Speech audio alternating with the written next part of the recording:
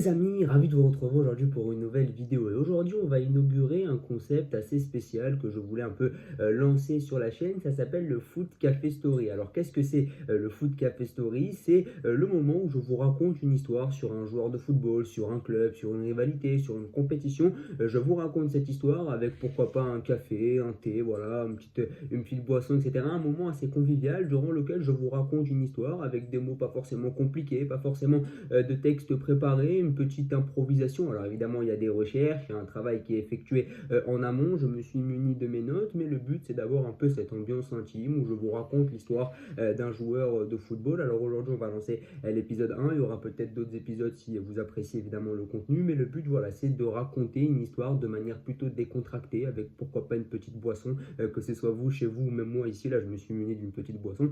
Donc voilà, le but, c'est de raconter une histoire, et aujourd'hui, on va raconter l'histoire de Marco Reus. Et Marco Reus, c'est vrai que c'est un joueur qui a décidé de quitter le Borussia Dortmund à la suite de la saison, après 12 ans de bons et loyaux services. La légende du Borussia Dortmund va quitter évidemment le club allemand, et on va essayer ici de raconter son histoire. Alors pas forcément de manière linéaire, on va y aller pêle-mêle, on va peut-être aussi un peu improviser. Le but, ça n'est pas de s'ennuyer, le but, c'est vraiment de vivre, comme je l'ai dit, un moment convivial dans lequel je vous raconte cette histoire. Évidemment, n'hésitez pas à me donner votre avis sur Marco Reus, et je vais inclure quelques éléments culturels, c'est-à-dire qu'à chaque, peut-être que je vais vous donner une petite anecdote sur la ville de Dortmund, peut-être que je vais vous donner des anecdotes culturelles aussi pour étayer la culture générale. On ne va pas que parler de Marco Reus, il est possible que l'on digresse aussi pour s'évader aussi un peu de l'histoire de Marco Reus, parce qu'elle est très intéressante, mais c'est aussi important pour connaître la vie de Marco Reus, d'avoir aussi l'incorporation de certains éléments culturels. Et donc l'histoire de Marco Reus, on débute maintenant. L'histoire de Marco Reus, elle débute en 1989 à Dortmund. Vous savez que Marco Reus, il est né à Dortmund, et Dortmund, pour la petite anecdote, c'est une ville minière en Allemagne. À la base, c'est une ville minière, c'est l'une des capitales principales du charbon et de l'acier, notamment au 19e siècle. Alors aujourd'hui, évidemment, ça a changé, mais au 19e siècle, durant la période de l'industrialisation, Dortmund, c'était une ville minière. C'était l'un des principaux centres du charbon et de l'acier du côté de l'Allemagne, de la bière aussi, mais bon, ça, j'ai envie de dire, c'est un peu le cas de toutes les villes allemandes, mais c'est vrai que c'était l'une des capitales du charbon et de l'acier durant le 19e siècle, et c'est une ville minière. C'est vrai que c'est une ville quand même très importante en Allemagne, et c'est très important aussi de situer le contexte aussi de Dortmund, parce qu'on connaît beaucoup Dortmund sous le spectre du club de football. C'est vrai que Dortmund est souvent connu par les fans de football, ou même par les gens en général, pour le club de foot, pour l'ambiance aussi du Signal Iduna Park, mais Dortmund, c'est aussi une ville très importante de l'histoire de l'Allemagne, l'une des principales capitales du charbon et de l'acier au 19e siècle. Aujourd'hui, évidemment, leur économie, elle est basée sur autre chose. C'est aussi une ville qui a été très impactée par la Seconde Guerre mondiale. 90% de la ville avait été détruite par la Seconde Guerre mondiale, comme la ville de Dresde par exemple. Donc c'est l'exemple de beaucoup de villes allemandes qui ont été ravagées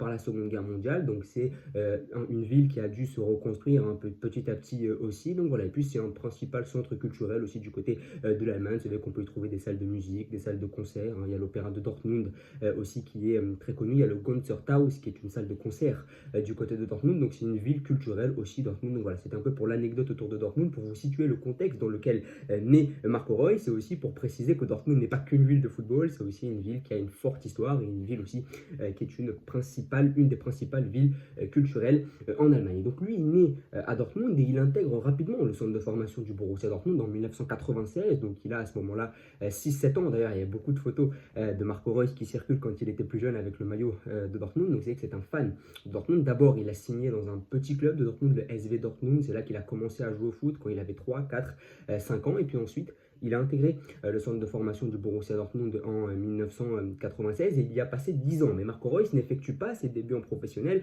du côté du Borussia Dortmund. Il va d'abord être vendu à un club de Détroit allemande. Alors là, je n'ai pas le nom, c'est un nom assez compliqué à prononcer, le Rottweiss-Allen. Donc voilà, il effectue ses débuts en pro là-bas. Je pense que Marco Reus aurait apprécié faire ses débuts du côté du Borussia Dortmund, mais dans mes recherches, je n'ai pas réussi à trouver s'il a été expulsé du centre de formation, s'il a été viré parce qu'il n'avait pas le niveau, ou si c'est lui qui a préféré faire ses gammes du côté de la Détroit. Évidemment, s'il y a des fans de Marco Reus, n'hésitez pas à me dire quel chemin a pris Marco Reus à ce moment-là. Est-ce qu'il a été viré? Est-ce que c'est lui qui a décidé d'aller du côté de la Détroit? Mais le fait est que Marco Reus n'a pas commencé du côté du Borussia Dortmund. Et c'est vrai qu'il va du côté de ce club de Détroit, qu'il fait remonter en D2. Donc c'est un club qu'il a réussi à faire progresser en devenant l'un des éléments fondamentaux de ce club-là. Et puis il va signer du côté de Gladbach. C'est vrai qu'il a effectué ses débuts en pro en D3. C'est vrai que Marco Reus n'a pas commencé en Bundesliga. Il fait donc 2 saisons en pro chez ce club de Détroit, dans lequel il devient un joueur très important. important, un club aussi qui le fait monter en D2, et il va donc signer du côté du Borussia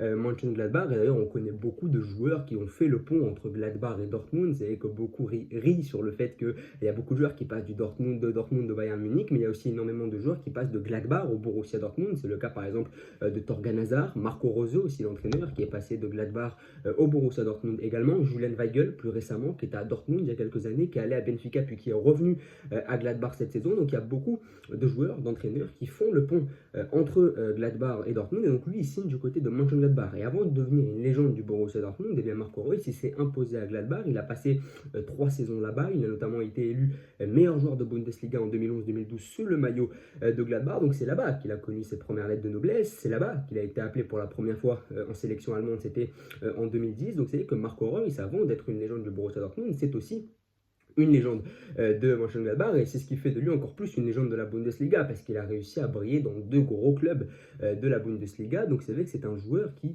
a connu ses lettres de noblesse et ses premiers succès du côté du Borussia Mönchengladbach. D'ailleurs il finit je crois sa dernière saison du côté de Gladbach avec 18 buts en 32 matchs en Bundesliga. Donc comme je l'ai dit, il est élu meilleur joueur de Bundesliga, et donc sur sa dernière saison il décide de filer du côté du Borussia Dortmund. C'est à l'été 2012, mais son transfert avait été annoncé en janvier. Du coup Marco Reus quitte le Borussia Mönchengladbach. Et d'ailleurs pour l'anecdote, Mönchengladbach à l'époque c'était une ville qui s'appelait Mönchengladbach sur le plan étymologique. Et c'est que pour éviter la confusion avec la ville de München, donc la ville de Munich, eh bien au XXe siècle la ville a été renommée Mönchengladbach. On a inversé, on a changé le U pour le transformer en O. Donc c'est que c'est la petite histoire pour Mönchengladbach. Et puis d'ailleurs Mönchengladbach c'était le club qui était le grand rival du Bayern Munich dans les années 70. D'ailleurs l'équipe d'Allemagne de l'Ouest qui remporte la Coupe du Monde en 1974, eh bien, la majorité composée de joueurs de Gladbach et du Bayern Munich. Donc c'était la grosse rivalité. Avant qu'on ait la rivalité entre le Bayern Munich et le Borussia Dortmund, eh bien, on avait la rivalité entre Gladbach et le Bayern, c'était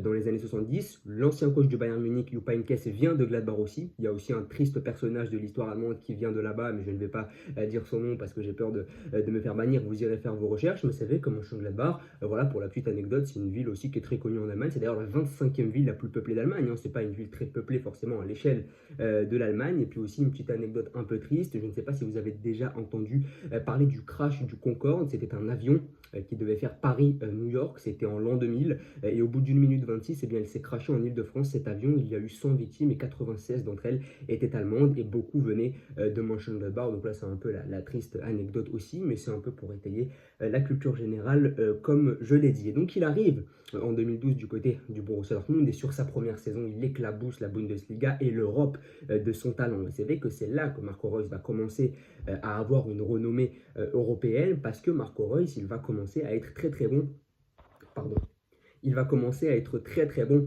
du côté du Borussia Dortmund. C'est la fameuse année où le Borussia Dortmund va en demi-finale, finale plutôt de la Ligue des Champions, en éliminant le Real Madrid en demi-finale. Il réalise une super performance. Beaucoup ont parlé de l'incroyable performance de Lewandowski sur le retour face au Real Madrid, mais Marco Reus était exceptionnel. Il forme ce trio dingue avec Lewandowski et Mario Götze, d'ailleurs un duo qu'on appellera le Götzeus. Il y avait le Robéry du côté du Bayern et il y avait le Götzeus du côté du Borussia Dortmund. Donc c'est vrai qu'en 2013, c'est là que Marco Reus va commencer à avoir une renommée européenne en allant en finale de la Ligue des Champions, une finale qu'il va évidemment perdre. Et c'est vrai que Marco Reus n'a pas des amis très fidèles, parce que ces deux compères de l'attaque du Borussia Dortmund vont décider en 2013 et en 2014 successivement de signer du côté du Bayern Munich. Donc Götze le premier en 2013 et Lewandowski le deuxième en 2014. Il n'a pas des amis vraiment fidèles, ils sont tous partis du côté du Bayern Munich, et donc il va se retrouver seul. Alors je pense que Marco Reus aurait pu céder aussi à l'un du Bayern Munich. Je pense que le Bayern s'était intéressé à lui à un moment donné, parce que Marco Reus était quand même très très talentueux. Pour moi c'était le meilleur des trois dans l'attaque du Borussia Dortmund en 2013, et c'est vrai qu'il a décidé de rester. Et la question que je vous pose, c'est que serait-il advenu de la carrière de Marco Reus s'il avait décidé de signer au Bayern Munich? Est-ce qu'il aurait remporté plus de trophées? Je pense que oui, mais est-ce qu'il aurait été plus important? Je ne pense pas. Est-ce qu'il aurait été plus important dans le football?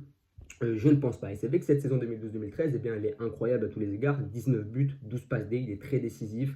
Il devient vraiment un joueur très très important du Borussia Dortmund. Il était déjà très connu en Allemagne, mais là il va devenir connu vraiment en Europe, et c'est vrai que c'est là qu'il va vraiment exploser aux yeux de l'Europe. La saison 2013-2014, elle débute sous les meilleurs auspices, puisque Marco Reus gagne la Super Coupe d'Allemagne. D'ailleurs c'est son premier titre de sa carrière. Il remporte la Supercoupe d'Allemagne face au Bayern Munich, 4-2. Il inscrit d'ailleurs un doublé, donc il prend sa revanche sur le Bayern Munich. Et c'est vrai que c'est là qu'il remporte le premier trophée de sa carrière, mais c'est là aussi que va commencer la malédiction de Marco Reus, parce qu'à la fin de la saison, une saison encore très fructueuse sur le plan statistique, il fait d'ailleurs quart de finale de la Ligue des Champions où ils vont se faire éliminer par le Real Madrid, mais c'est vrai que la malédiction Marco Reus va débuter en 2014, puisqu'en pleine préparation pour le mondial brésilien, eh bien Marco Reus va se blesser gravement dans un match amical anodin face à l'Arménie, et donc il va rater le mondial brésilien. Et là aussi, que serait-il advenu de la carrière de Marco Reus si l'international allemand avait pu participer à la Coupe du Monde qui a vu l'Allemagne l'emporter? Et c'est vrai que quand on connaît le talent de Marco Reus, est-ce qu'il aurait pu éclipser Manuel Neuer? Est-ce qu'il aurait pu prétendre à la troisième place du Ballon d'Or? Est-ce qu'il aurait pu vraiment exploser mondialement à ce moment-là? Parce que Marco Reus, il était très connu en Europe, il commençait vraiment à exploser, mais il n'avait pas cette renommée internationale qu'ont pu obtenir Müller, qu'ont pu obtenir Neuer suite à la Coupe du Monde 2014. Et s'il y avait participé, est-ce qu'il aurait pu exploser encore plus? Là aussi, c'est l'un des nombreux si qui secoue la carrière de Marco Reus. Et s'il n'avait pas eu les blessures, est-ce qu'il aurait pu prétendre à un Ballon d'Or? Est-ce qu'il aurait pu se glisser derrière Messi et Ronaldo? S'il avait participé à la Coupe du Monde 2014, est-ce qu'il aurait pu avoir une renommée internationale aussi? Est-ce qu'il aurait pu vraiment exploser aux yeux des amateurs de football? Donc là aussi, c'est une carrière qui est évidemment très très frustrante pour lui parce qu'il se blesse. Et puis, comme je l'ai dit, Marco Reus, il n'a pas des amis très fidèles, mais il va s'en faire d'autres au fur et à mesure du temps. Aubameyang, notamment, qui va signer du côté du Borussia Dortmund. Ousmane Dembélé aussi, maintenant que l'on connaît du côté du Paris Saint-Germain, qui a été au Barça aussi. Donc ils vont former un excellent trio. D'ailleurs, on se rappelle de ces célébrations complètement dingues entre Aubameyang et Marco Reus. L'un enfilait le masque de Batman, l'autre enfilait le masque de Robin. Mais là aussi, ces derniers vont le quitter, puisqu'Aubameyang va signer du côté d'Arsenal et Dembélé va signer du côté de Barcelone. Donc voilà, là aussi, c'est vrai que les amis de Marco Reus ne sont pas vraiment fidèles. Ou est-ce que c'est lui qui l'est trop? C'est vrai que Dortmund, c'est quand même un club tremplin. Après, il y a eu d'autres jeunes qui ont signé du côté du Borussia Dortmund. On peut parler notamment d'Erling Haaland, de Jadon Sancho, de Jude Bellingham. Et bien tous sont partis.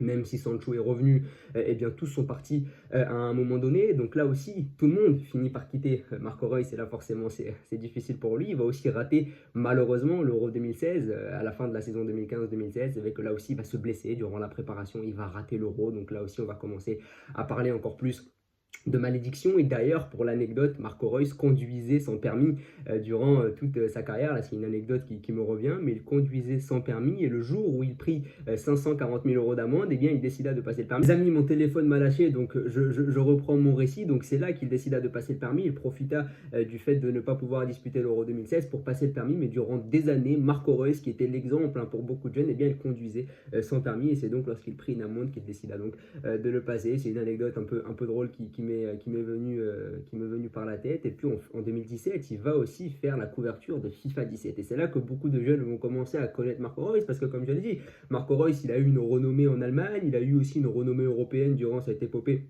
du Borussia Dortmund, mais le fait d'avoir un peu régressé, parce que le Borussia Dortmund aussi a régressé, donc ça a conduit aussi à une régression de Marco Reus, le fait qu'il multiplie les blessures aussi, malheureusement, ça l'a fait un peu redescendre au niveau de la popularité. Il n'a aussi pas participé à la Coupe du Monde 2014, donc les jeunes Allemands se sont peut-être inspirés d'autres joueurs de la sélection, et donc il a un peu perdu en popularité, en notoriété. Le fait de faire la jaquette de FIFA 17, quand même, c'est quelque chose chez les jeunes. Eh bien, ça lui a donné quand même un regain de notoriété. D'ailleurs, beaucoup vont connaître Marco Reus grâce à FIFA 17, et puis aussi grâce à Aubameyang et Dembélé qui l'accompagnaient sur le front de l'attaque de Dortmund, parce qu'Aubameyang et Dembélé, en qualité de joueurs très rapides, eh bien, forcément, ils sont très populaires sur FIFA. Donc c'est vrai que Marco Reus est quand même devenu une légende du Borussia Dortmund, et la question que je vous pose, c'est est-ce qu'on peut considérer Marco Reus comme une légende du football allemand? Parce que c'est vrai que son histoire avec la sélection allemande, eh bien, il y a un goût d'inachevé. Il n'a pas gagné la Coupe du Monde 2014, il a raté énormément de compétitions, il a raté la Coupe du Monde 2022 encore récemment, il a raté l'Euro 2021 par choix. C'est lui qui a dit qu'il était usé et qu'il n'avait pas